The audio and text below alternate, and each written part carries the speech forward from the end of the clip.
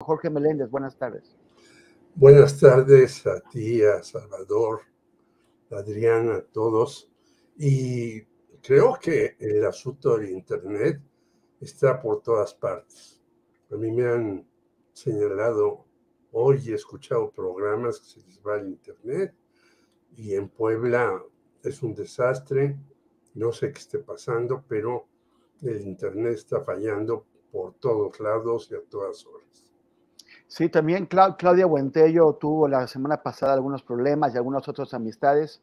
Y bueno, espero que cada vez es más importante en nuestras vidas. Espero que eso se vaya resolviendo. Y además pagamos un montón por él. Claudia, no, la vez pasada le dije Adriana Barranco, ahora le dije Claudia Buentello, es todo, pero bueno, para el perro.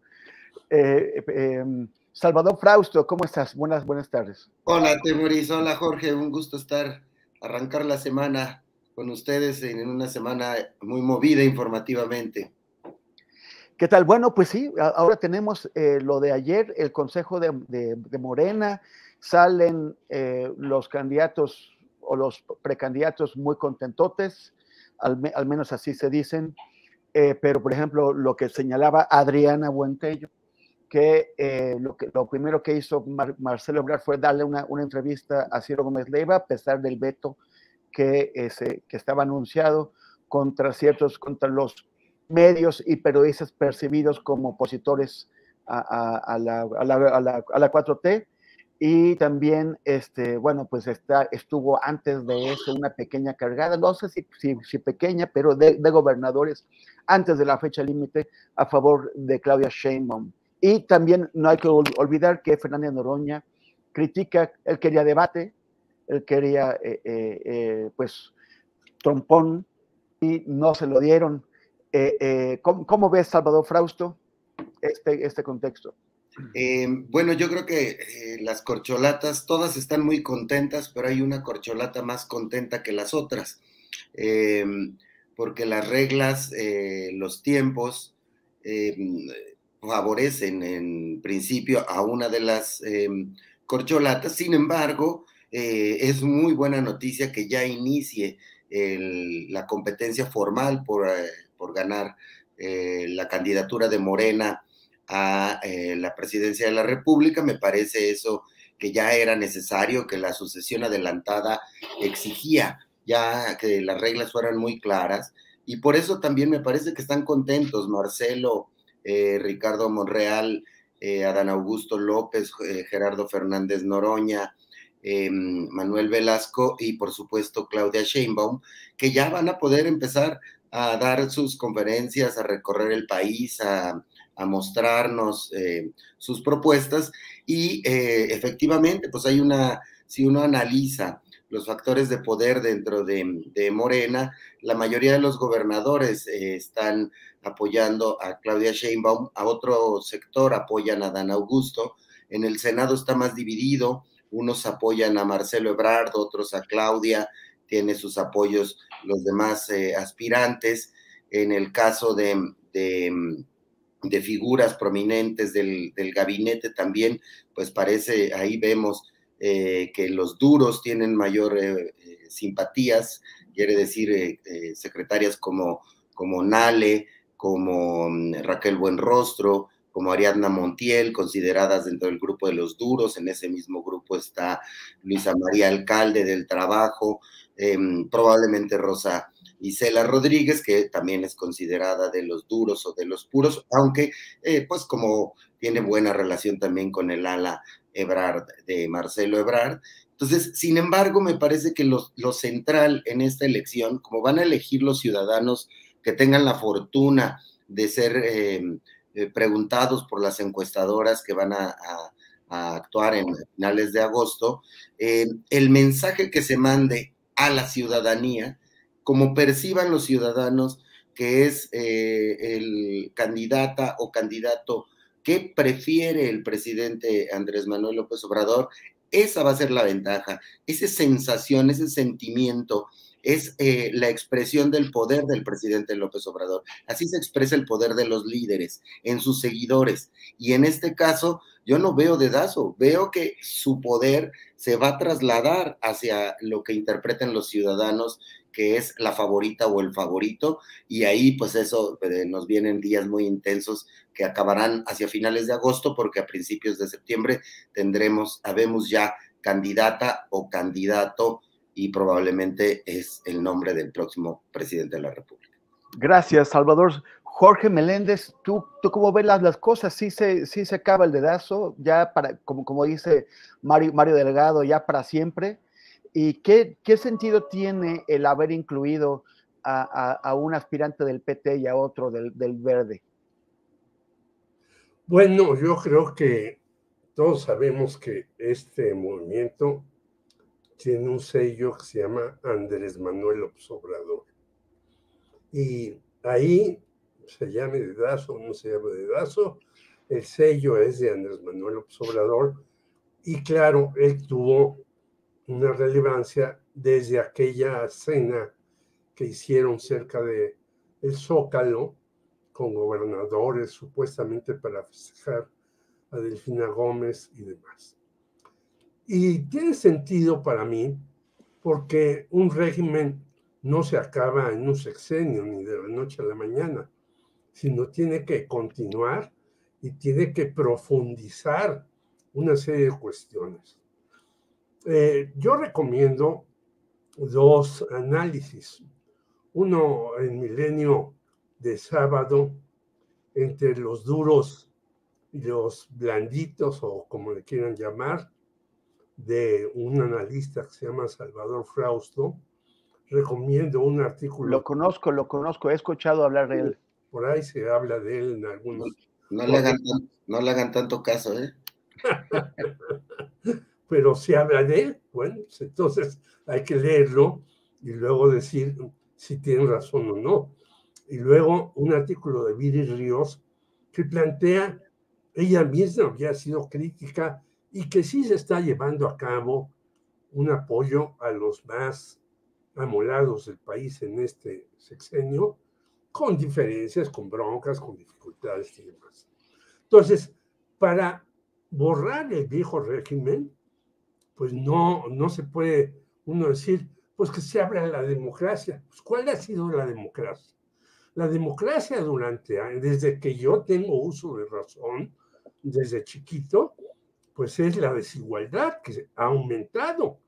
Si un régimen empieza a disminuirla, pero no puede hacerlo por muchos factores, yo he insistido en este espacio que faltó y falta una reforma económica de fondo para disminuir la desigualdad, pues se tiene que continuar con estas cuestiones. Por ejemplo, yo creo que en esto Marcelo Ebrard gana en dos cuestiones. Una, en lo que él pedía piso parejo, en el que él pedía que renunciaran las llamadas corcholatas para que no tuvieran detrás de sí ni el poder ni el dinero, y que haya varias encuestas. En esas gana Marcelo Ebrard, pierde en dos cuestiones. En esta que tú señalaste, que se acordó en el Consejo y ya Marcelo pues ya no la aceptó, que es irse con el señor Ciro Gómez Leiva que lo entreviste. Ahí pierde que no se pueda hacer propaganda en los medios anti-4T, que son muchísimos, que es la mayoría en el país de los establecidos. Y igual que con Fernando Noroña, yo creo que sí pudo haber habido un debate con ciertas reglas para que supiéramos qué plantea cada uno de ellos. Pero bueno, en eso pierde, y ni hablar, así son las reglas del juego en una contienda electoral. A veces uno plantea todo y no gana todo, gana parcialmente. Así pues, yo creo que el desenlace de la reunión de ayer de Morena, por eso dejó relativamente contentos a todos, y ya se ha hablado aquí que, bueno, la puntera sigue siendo Claudia Sheinbaum, que además, antes de renunciar, hará un mitin en el momento de la revolución, que yo creo que va a ser ultra nutrido. Gracias, Jorge. Salvador Frausto, acaban de publicar hoy en Milenio el Café Milenio que tuvieron, en donde estuviste tú con Lili Telles, que Lili Telles pues, nos tiene a todos muy impresionados por sus desplantes en la tribuna y en otros ámbitos también. Pero cuéntanos, imagínate que estamos Jorge, tú y yo, ahí en la sala de tu casa, con un vasito de whisky y que nos vas a contar. O de vodka, ¿Cuál fue tu impresión? No solamente el whisky, sino de vodka también.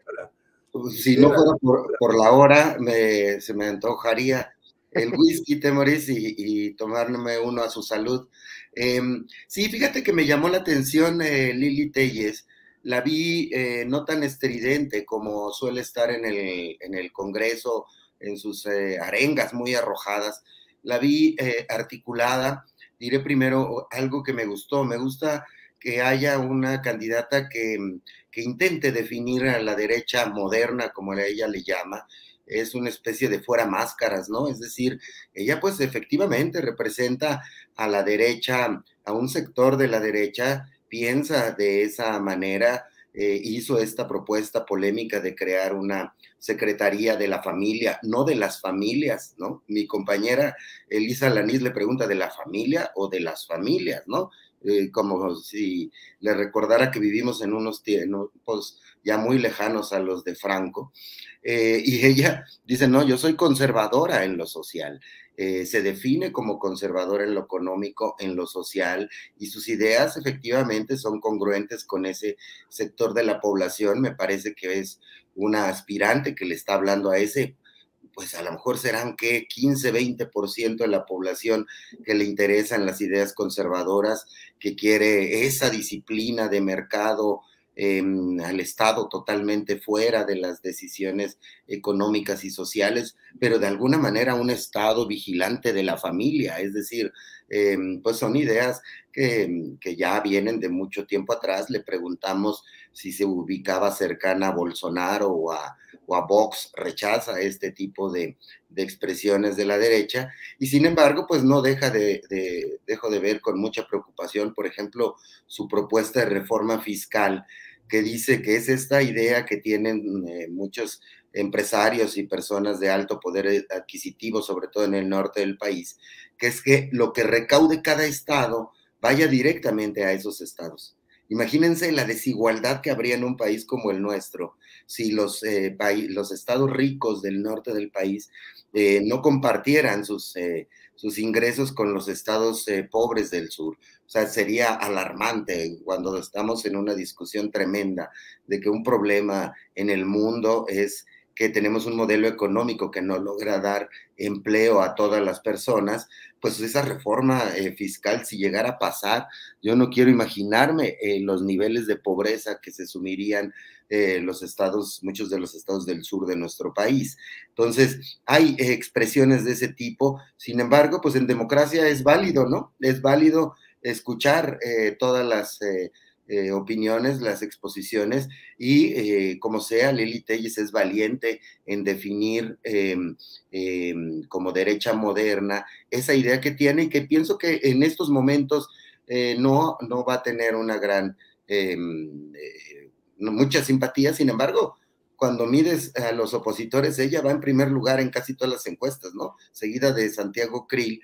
Así que hay que seguirla con mucho cuidado, porque puede ser la candidata de la oposición y que canalice el voto anti-Obrador. Y redondeo mi idea coincidiendo con Jorge en un asunto que comentó hace un momento. Yo creo que Marcelo sí gana con esto, con estas reglas en algún sentido. Las reglas se las aceptó el presidente López Obrador, que ya arrancara el asunto, que hubiera más piso parejo, que hubiera encuesta, va a haber una encuesta y va a haber encuestas espejo, así que digamos, pensamos que puede ser transparente. Entonces Marcelo la tiene que jugar en los siguientes 2 meses, mes y medio, con todo, 2 meses con todo, igual que Ricardo Monreal, que es un legislador muy inteligente, y Adán Augusto, que es muy hábil, y los demás corcholatas. Se va a poner bueno.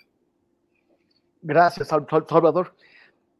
Jorge, ¿tú te imaginas que Lili Telles podría convertirse en esa figura de extrema derecha como las que hemos estado viendo en países como en España con Vox, como en Italia con Meloni, en Chile con Kast, en Brasil con Bolsonaro?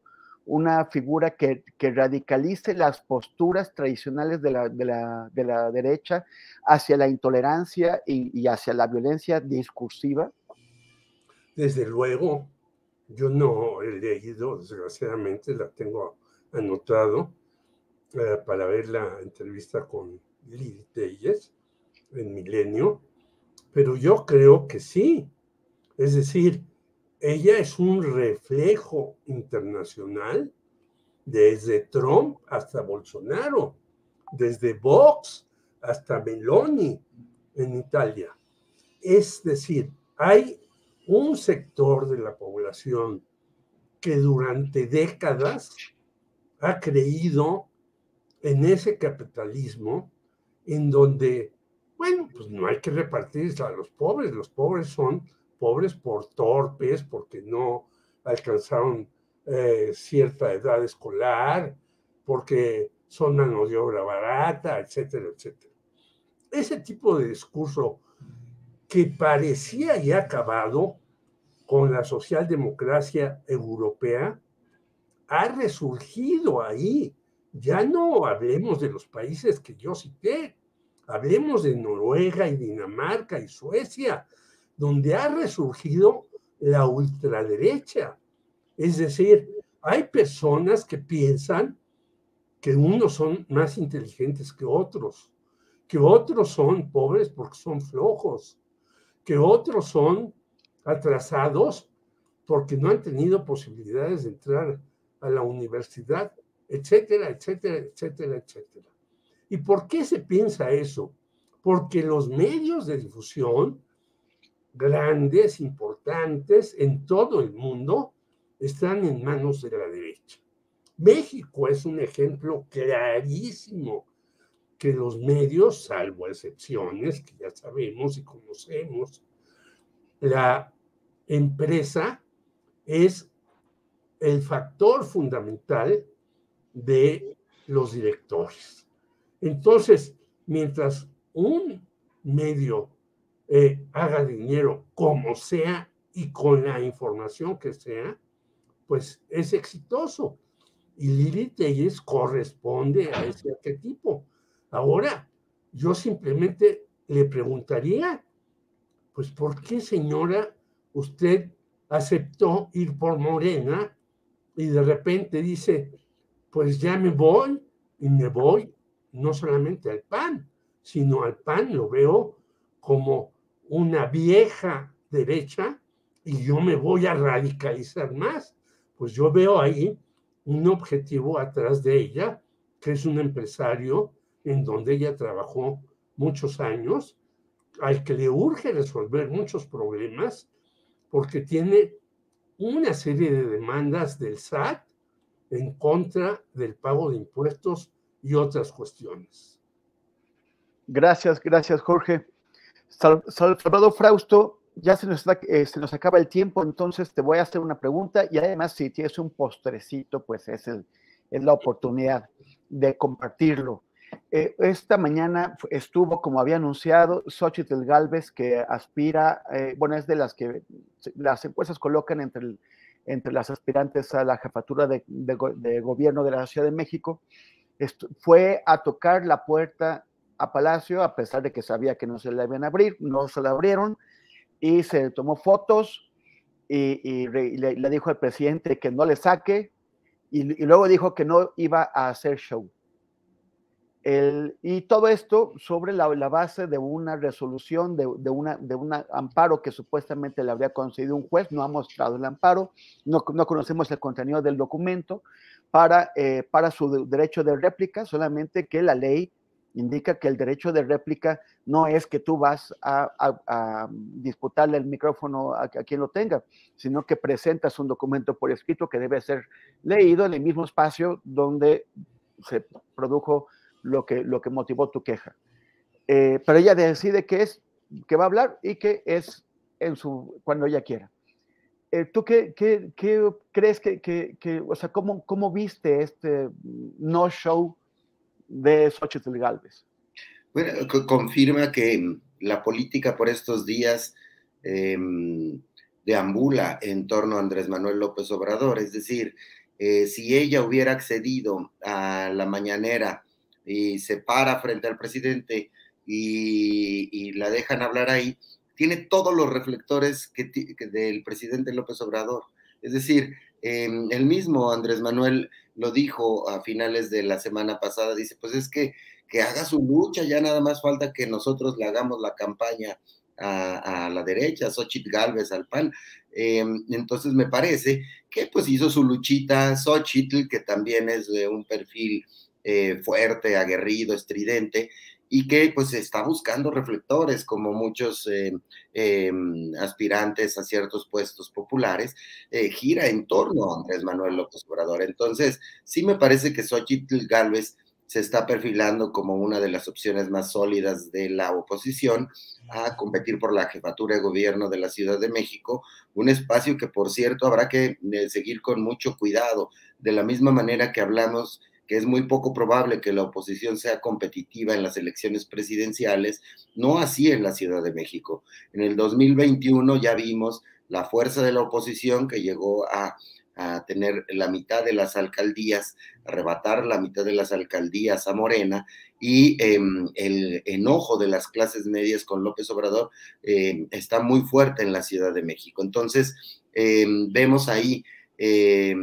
las posibilidades de los candidatos de la oposición aquí sí son mucho mayores que las posibilidades de las panistas o priistas para la competencia presidencial. Entonces, yo veo ahí perfilándose este tipo de candidatas, ¿no? Tipo Lili Téllez, tipo Xóchitl Gálvez. No digo que Xóchitl sea de ultraderecha como lo es, o de derecha como lo es Lili Téllez, pero pues está en un espectro político muy definido, muy claro, y pues bueno, van a aventar, a tratar de tener posiciones, ¿no? Redondearía el asunto con el tema que también me llama la atención, que para evitar en el lado de Morena que vaya a surgir un Mejía Verdeja, pues incluyen a un aspirante del PT y del Verde, y también hay un mensaje muy claro desde el poder que quiere decir corcholata que juegue por la libre, corcholata que se va a enfrentar